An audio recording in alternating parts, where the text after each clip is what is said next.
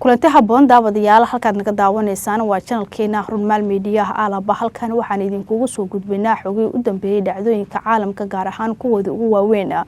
intaad muuqaalka daawanaysaa halkan waxa kuugu soo gudbin doonaa qaraxyo culus oo galgalay magaalada Tel Aviv qasaarihii u dambeeyay ee ka dhashay halkan ayaa kuugu soo gudbin doonaa Iran oo ku weerartay gantaalka nooca balaastikada waa sidee xilligan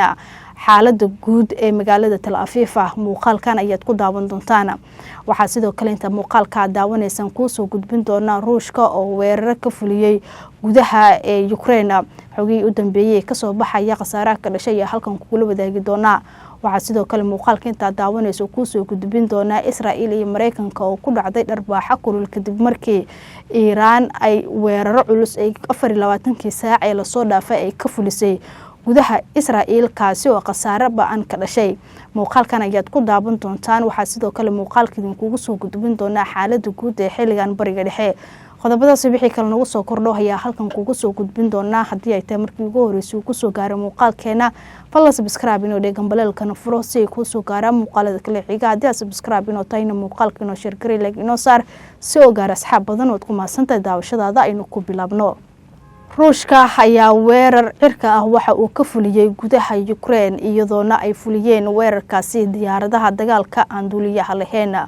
waxa la soo warinayaa in halkaasi ay ku geeriyoodeen ilaa 4 qof 11 kalena dhaawacyo kala duwan uu soo gaaray 11 qof ee dhaawacmaya waxa la soo warinayaa in ay ku jiraan ilaa 2 caruur ah iyadoona duqeymahaasi ay fuliyeen diyaaradaha nooca dagaalka aan duuliyaha lahayn diyaaradaha aan duuliyaha lahayn ayaa weerarka ka fuliyay ilaa 16 dabaq sidoo kale ayaga ka agdhawaa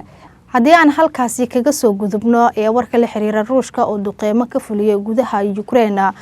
wixii xogay ku soo kordho muuqaaladeena xiga idin kugu soo gudbin doona dhinaca kalena qiiq madow ayaa cirka isku sii shareeray magaalada Berianbrig ee ku taala bartamaha Israa'iil kadib markii la sheegay in gantaal laga soo tuuray Iran uu ku dhacay amaba uu ku burburay aaga magaaladaasi warar hordhac ah ayaa sheegaya in seeriga digniinta uu si xoogan ugu yeerayay magaalooyinka bartamaha Israa'iil taasi oo keentay in dadka rayidka ay si degdeg ah uga cararaan goobaha gabaadka iyo sidoo kale wadooyinkaasi ay uga badbaadaan khatarta gantaalada ee ka imaanaya Iran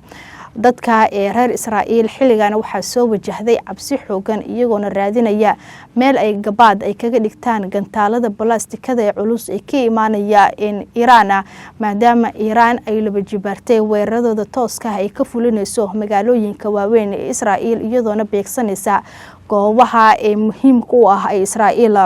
wararka ayaa sidoo kale waxay tilmaamayaan in hal qof oo si fudud dhaawac u soo gaaray kadib markii uu ku dhacay burburka gantaalka waxa sidoo kale la soo tabinayaa in halkaasi uu ka dhashay qasaaro baaxad leh inkastoo Israa'iil wali aysan faahfaahin ka bixinin qasaarahaasi waxaana lagu yaqaanaa in Israa'iil mar walba oo weerar lagu qaado aysan ka hadlin weeraradaasi sidoo kale qasaaraha rasmiga ee ka dhashay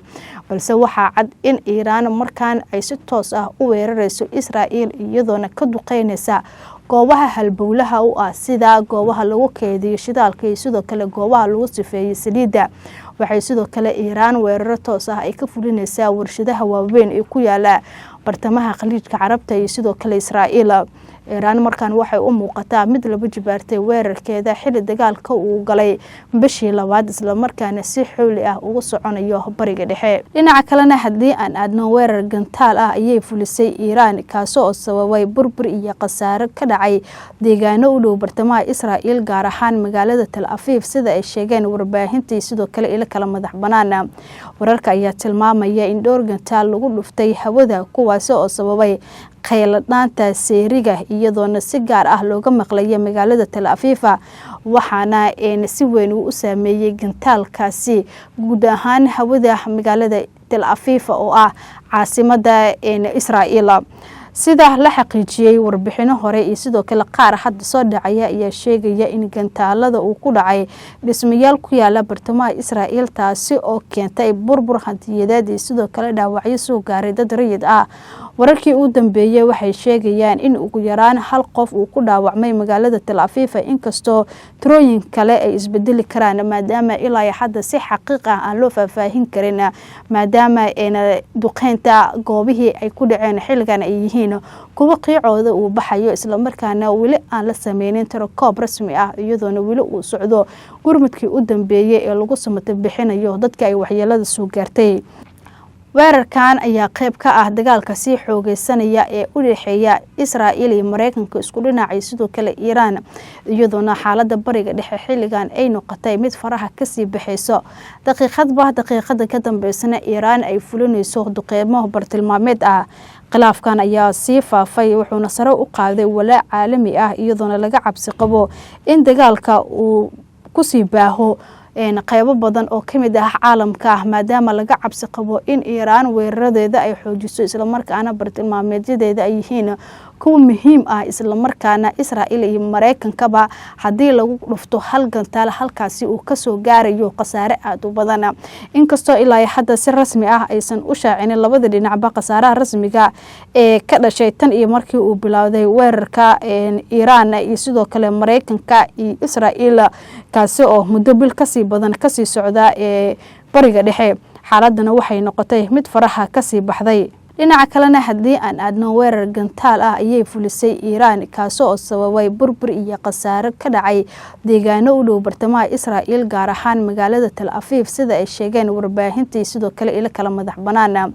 wararka ayaa tilmaamaya in dhowr gantaal lagu dhuftay hawada kuwaas oo sababay qayladhaanta seeriga iyadoona si gaar ah looga maqlay magaalada Tel Aviv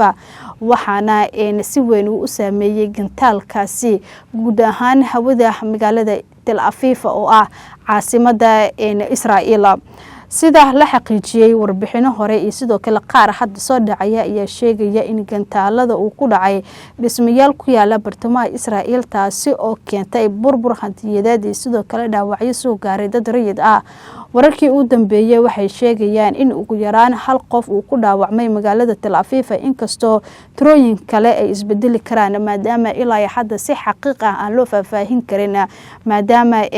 duqeynta goobihii ay ku dhaceen xilligan ay yihiin kuwa qiicooda uu baxayo isla markaana weli aan la sameynin tirakoob rasmi ah iyadoona weli uu socdo gurmadkii u dambeeyay ee lagu samata bixinayo dadka ay waxyeelada soo gaartay. hadii aan ku soo gabagabeynana xaaladda bariga dhexe waxay noqotay mid mugdi ah iyadoona xaaladdu ay si aad ah u cakaran tahay dalalka ku yaala bariga dhexe xilligan ay soo fursartay cabsi aad u xoogan iyagoona ka cabsi qaba in dagaalka uu noqdo mid ku sii baahaya qaybo badan oo ku yaala wadamada khaliijka carabta iyo sidoo kale bariga dhexe. dadka ayaa soo fursartay cabsi aad u xoogan waxayna dalbanayaan in dagaalka si degdeg ah lagu joojiyo iyadoona aad culus ay u jeedinayaan Israa'iil iyo Mareykanka oo markii hore duqeymo ka fuliyay Iiraan iyadoo xaaladdu ay degan tahay. Iiraan ayaa dhankeeda waxay diidan tahay in gabi ahaanba la soo afjaro dagaalkaasi iyadoona daneynaysa in dagaalka uu intaan kasii balaaran karo maadaama xilligan Iiraan ay la soo baxday hubkeedii cuslaa iyadoona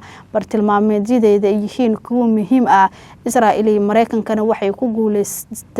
ku guuldareysteen inay ka hortagaan weerarada ka imaanaya dhanka iyo Iiraan. wixii xogo iyo macluumaad dheer ay ku soo kordho intaan idin soo gudbinay muuqaaladeena xiga iyo idin kugu soo gudbin doonaa hadii ay tahay markii ugu horeysay uu ku soo gaaray muuqaalkeena fadlan subscribe inoo dhegan baleelkana furo si ku soo gaara muuqaalada kale xiga hadii subscribe inoo tayna muuqaalka inoo share garay like inoo saar si oo gaara asxaab badan wad ku maasantahay daawashada.